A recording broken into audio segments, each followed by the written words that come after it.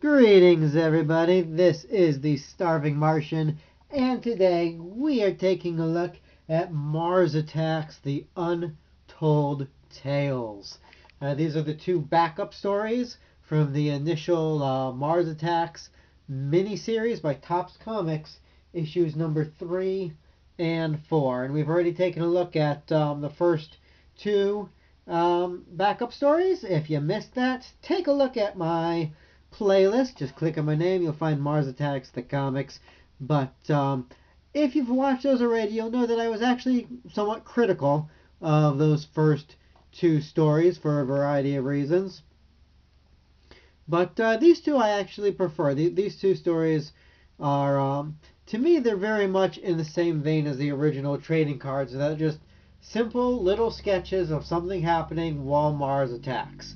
And, that does make sense considering that the author of these issues was Len Brown, the man who wrote the trading card series in the first place. Of course, he did write the first two that I was critical of, but he seems to be getting better with time. So this is the cover of Mars Attacks number 3, the flip side cover at least, for the backup story.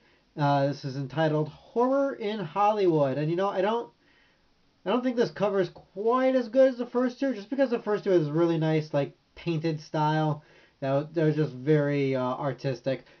There's nothing wrong with this cover. I do quite enjoy the cover.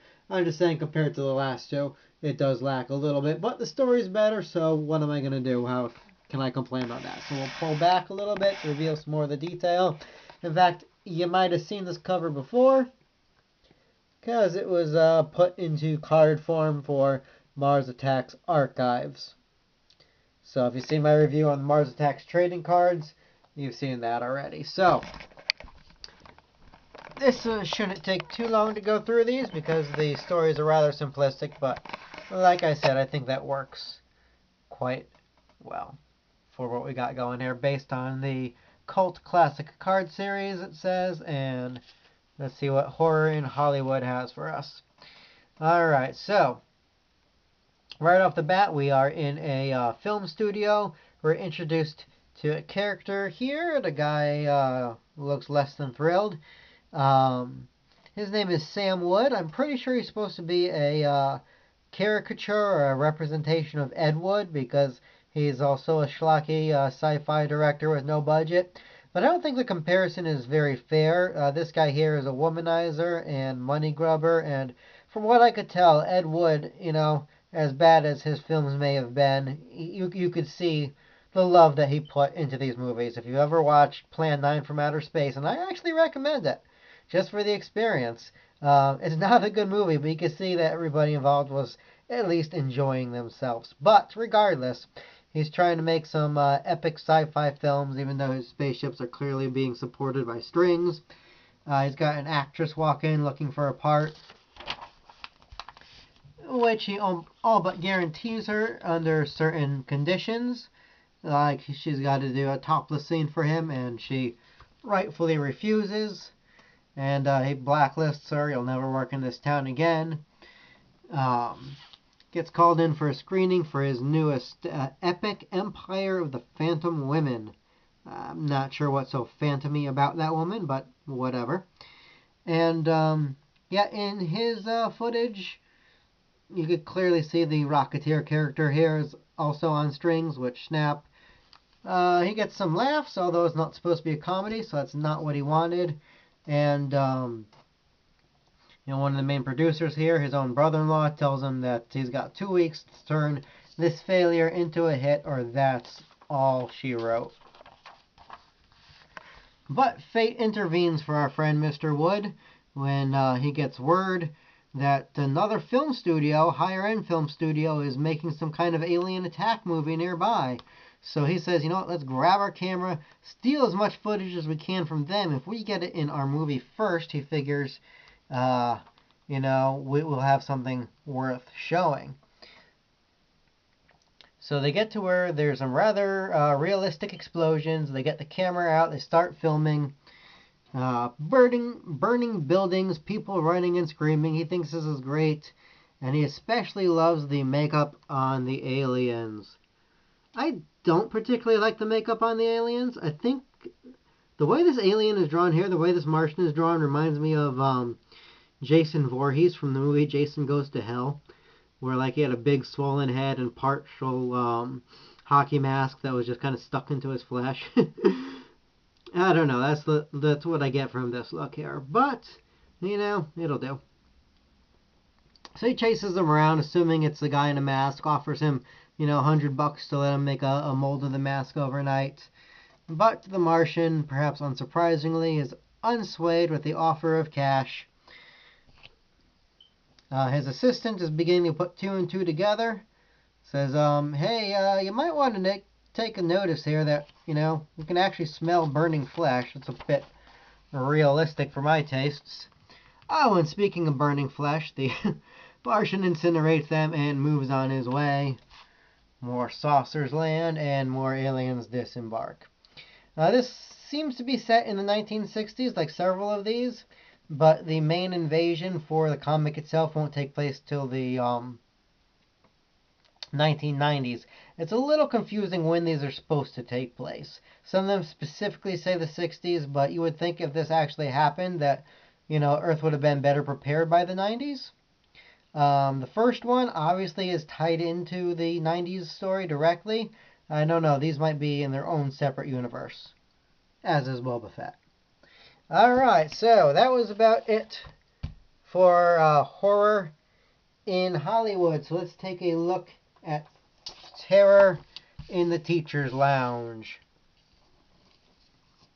Alright, so this is yet another cover you may have seen before if you looked at the trading card review.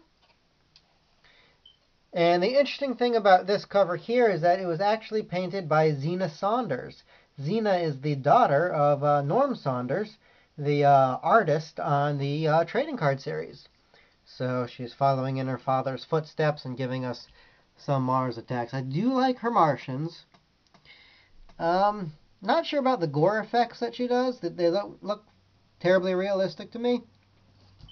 It looks like, I don't know, red mashed potatoes coming out of this lady. But I will say it's a well done piece, though. Perhaps the best painting of a toilet I've ever seen. And a nod to Bazooka Joe, which happens from time to time in these things.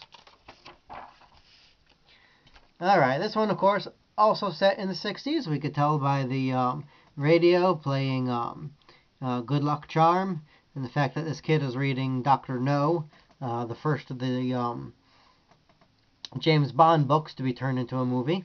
He seems to be reading the Japanese version, since it's got the title page on what we in America would call the back, but que sera, sera.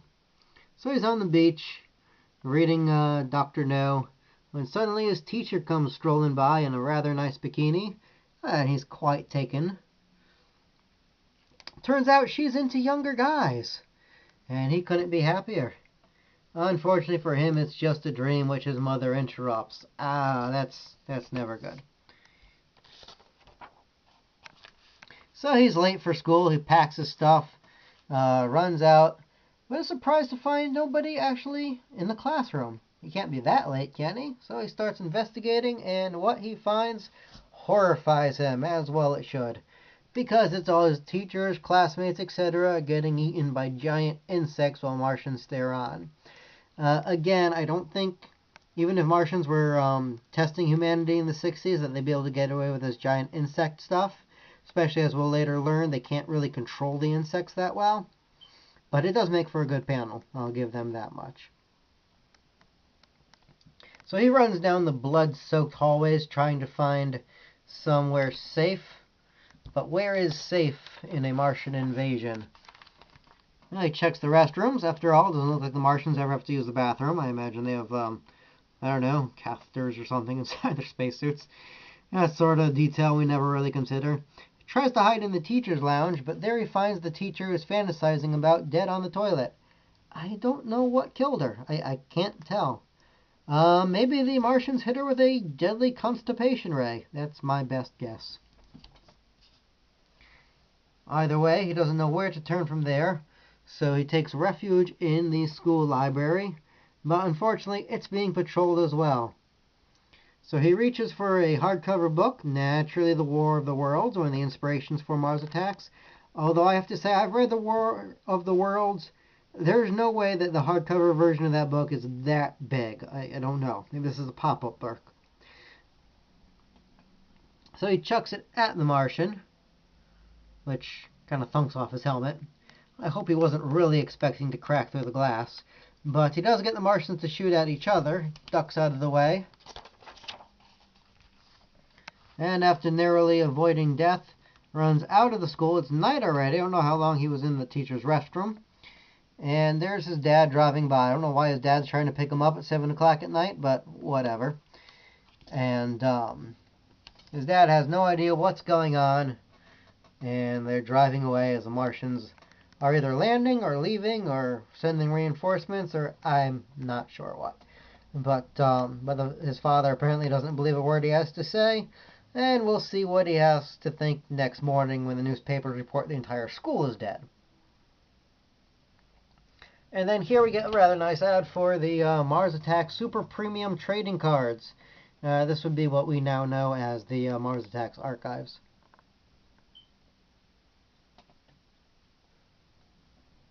And again, if you missed my review on those, just click on my name, Starving Martian. You'll find it under Mars Attacks, the trading cards.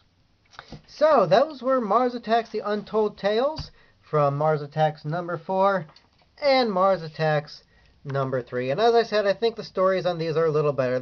They're simpler.